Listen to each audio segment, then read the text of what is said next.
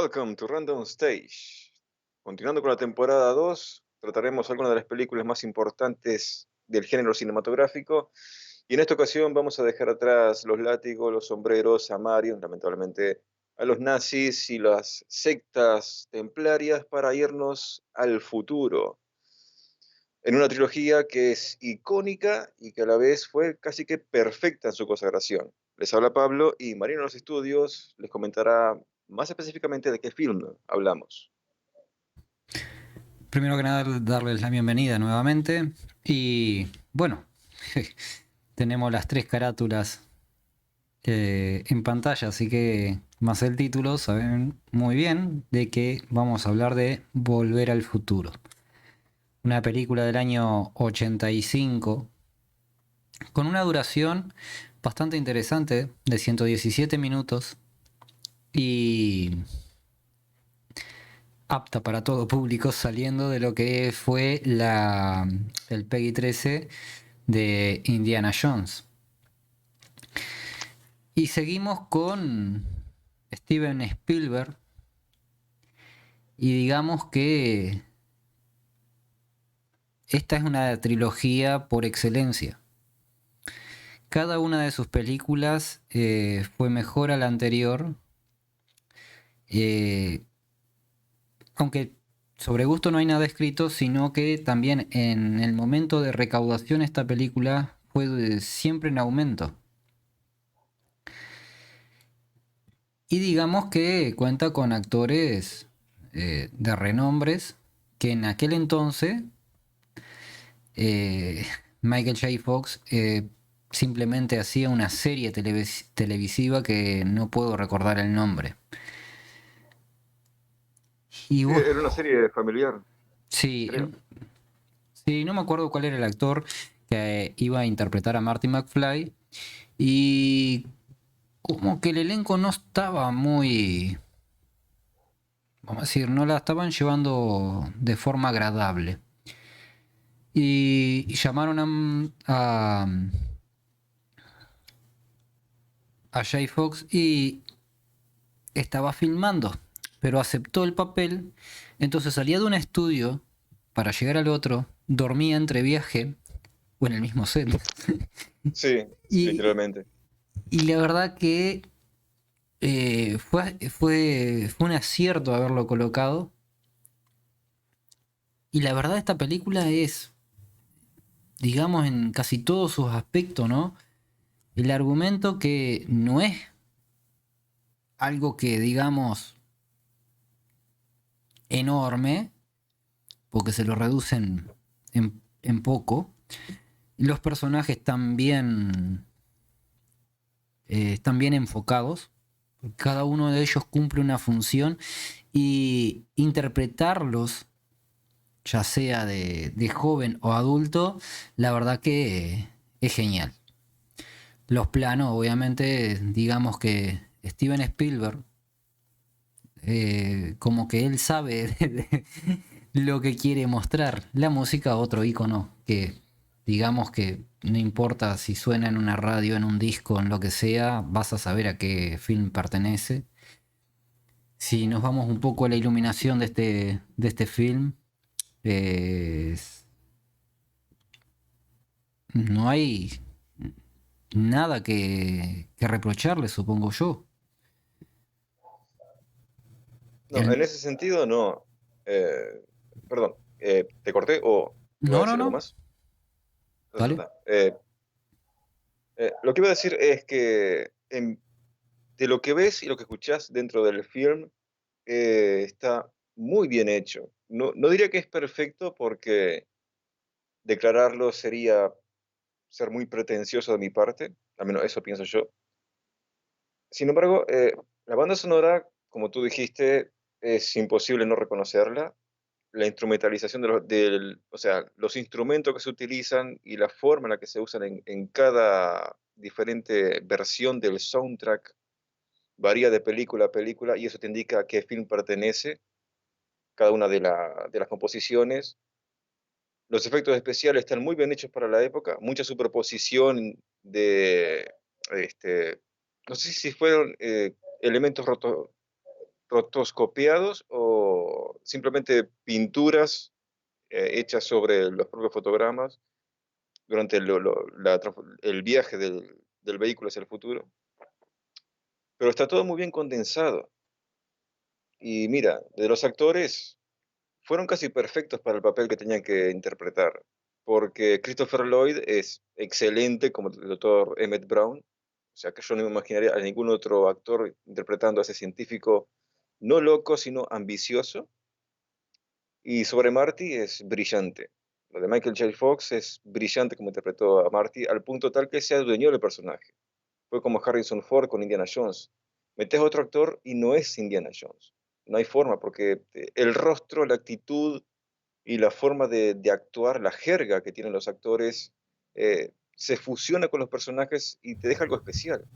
Y en este caso, de los principales, tanto Marty como el Doctor Brown son especiales porque los actores y el script de Bob Gale y Robert Zemeckis lo hicieron así. Sí, obviamente. Además, eh, vamos a decir, también ambientados, la ambientación, aunque fue hecha en la plaza interna de los estudios, y modificaban en tiempo récord todo para poder filmar, Sí, no, es lo que le hace, vamos a decir, aunque tuvieron sus altibajos, ¿no? Y las exigencias detrás del estudio y todo eso, la verdad que fue una película ochentera que explotó aún más en los 90, porque digamos que Steven Spielberg, detrás de todas las películas, esta no está, vos lo habías mencionado en reiteradas ocasiones, ¿no? Ya viene eh, forjando su carrera. Aunque ya había hecho otras películas, no, la crítica era dura con él. ujú, Y no fue hasta que sacó la lista de Children, y no recuerdo en qué año fue, no sé si fue en el 92, sí, 93, fue 93 bien a creo que, comienzos de los 90.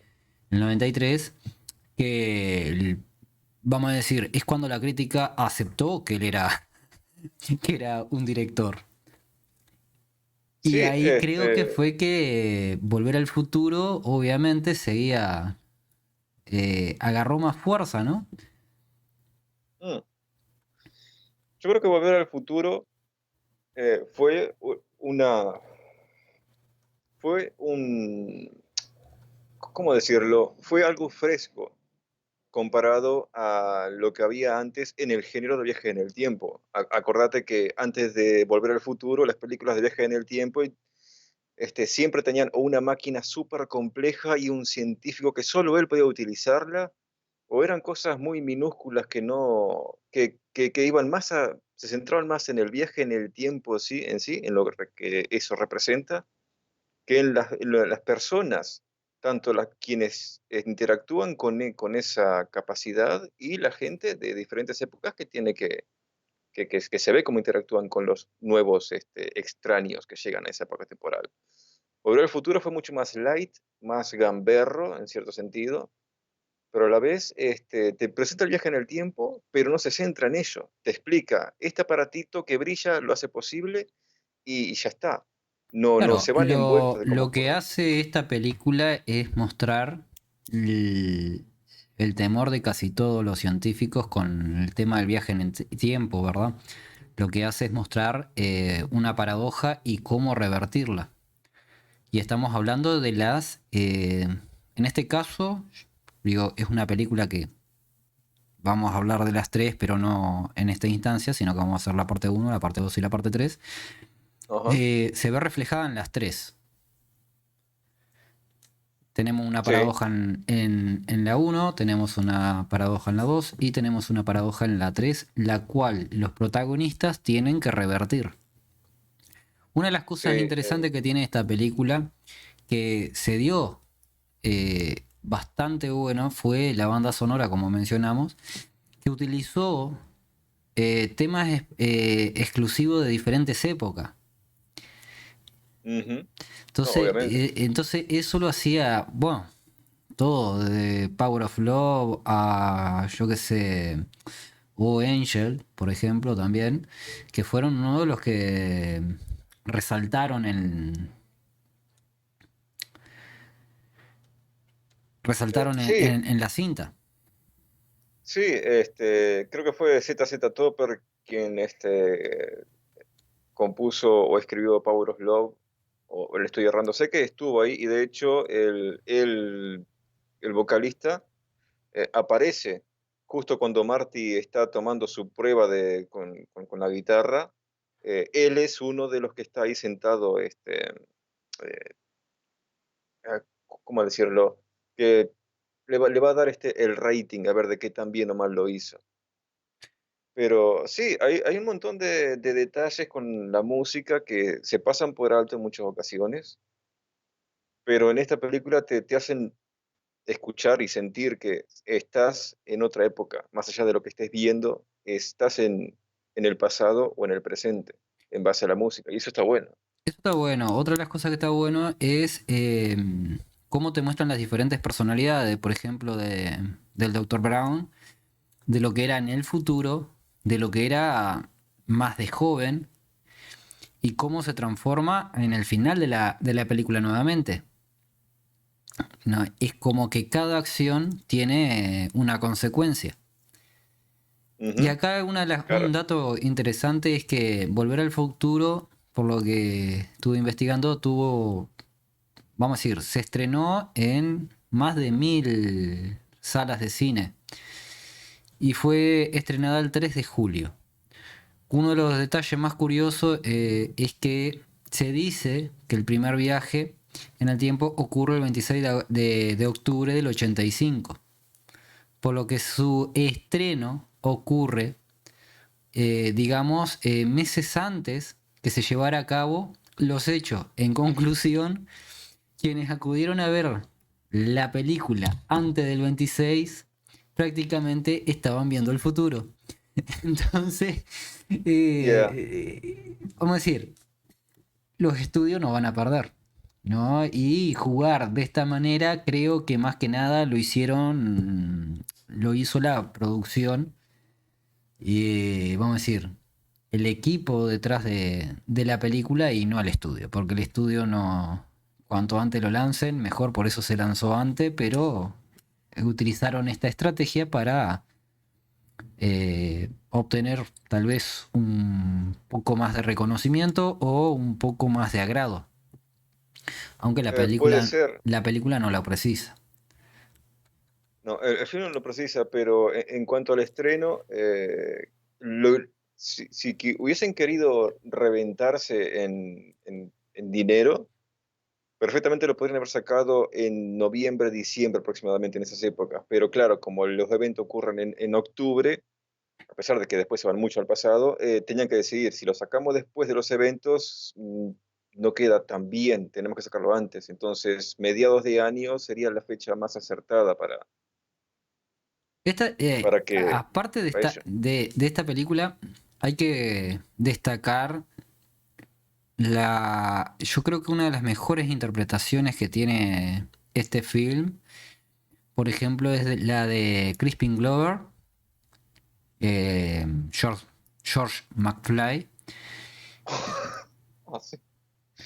Es un pobre diablo el comienzo de la película, maldita Sí, sea. sí. Aparte Te de que dan ganas de pegarle un tiro. les hizo la vida a cuadro cuando la estaban filmando. No paraba quieta y se salía del encuadre. Y hay una escena en particular que Marty está en el tendedero y él se sale del encuadre y él dice, ¿a dónde vas? Y lo Sí, dejaron porque él quedó hablando solo. Y lo dejaron porque quedaba como gracioso, ¿viste? Porque no lo... Pero llegó el punto de que lo cercaban para que no se saliera del encuadre. Y el otro que destaco, que la verdad que creo que fue odiado por muchos adolescentes y niños de la época, es Biff Tannen, oh, Thomas, sí, Thomas Wilson. Eh, sí, sí. Eh, sí, no sé si es error mío, pero hay otra película en la que actúan tanto Michael J. Fox como el actor este que interpreta a Biff Tannen, y trata de fantasmas, de que Michael, de que el personaje al que interpreta Michael ve a los fantasmas y Biff, bueno, entre comillas, Biff, es un espíritu de un asesino y hace del antagonista. Entonces, esa película es ver a Marty McFly versus Biff Tannen de vuelta, pero en otro entorno completamente distinto.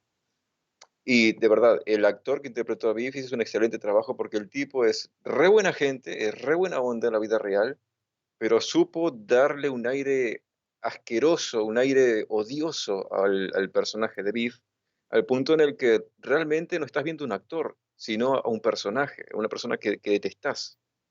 Obviamente, obviamente. Eso es, por eso destaqué estos dos.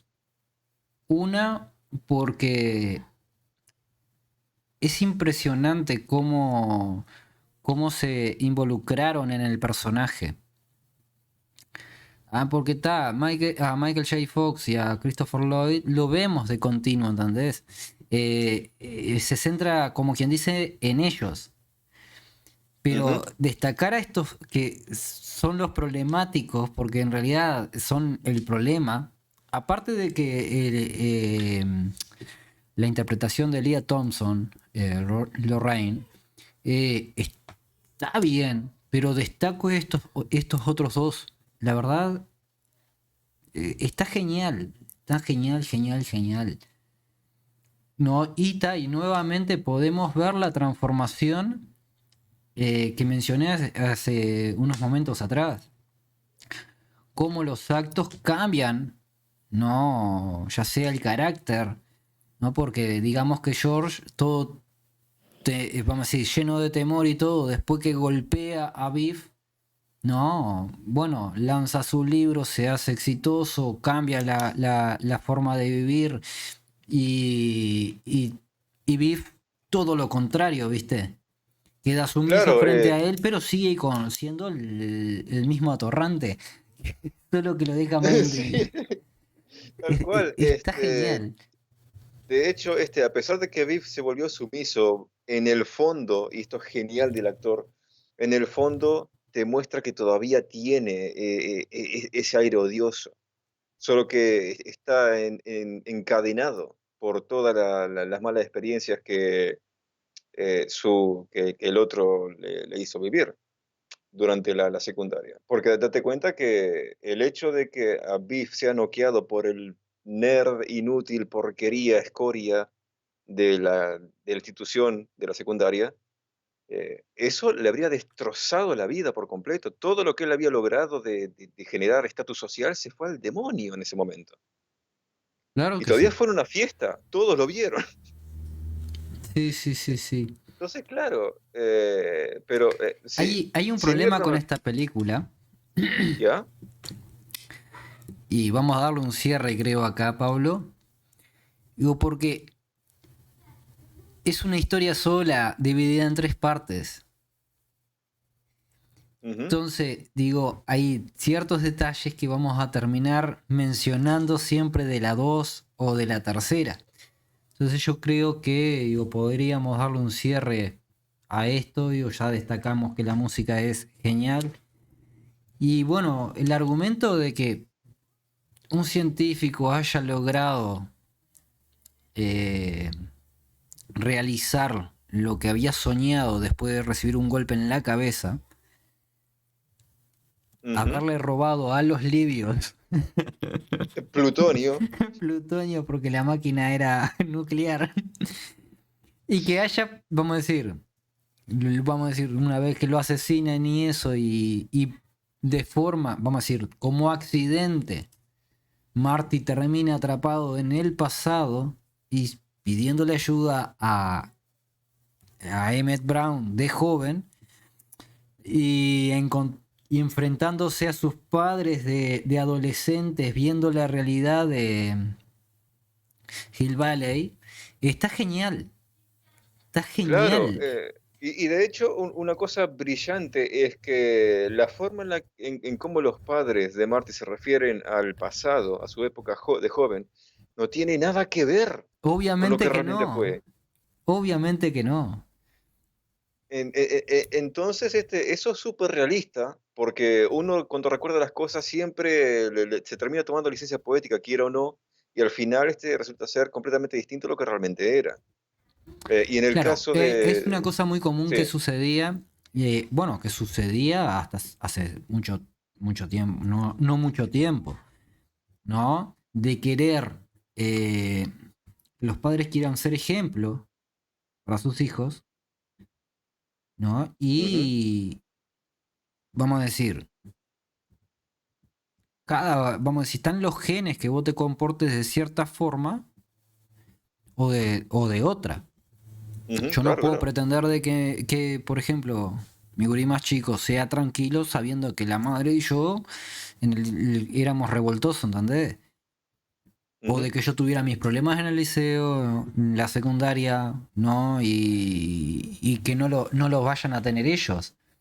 Pero obviamente, hay una cosa que la teníamos en claro, que por ejemplo Edgar se lo hizo notar, por ejemplo, un amigo nuestro lo hizo notar a otra persona, fue de que, ¿cómo les podés estar hablando así cuando vos hacías esto, esto y esto? exacto. Entonces, La hipocresía, básicamente. claro, entonces en otras palabras digo, yo creo que sí, la generación hoy ha cambiado mucho. Yo, por ejemplo, en muchas ocasiones pretendo y le digo, por ejemplo, a Agustín, digo, yo hubiera hecho esto, yo lo hubiera mandado al carajo, yo lo hubiera mandado a freír espárragos, ¿no? Y así anda, y a más, ¿tá? Ujú, Pero le estoy diciendo lo que era, ¿entendés? No le estoy pintando algo que no fui. ujú, exacto.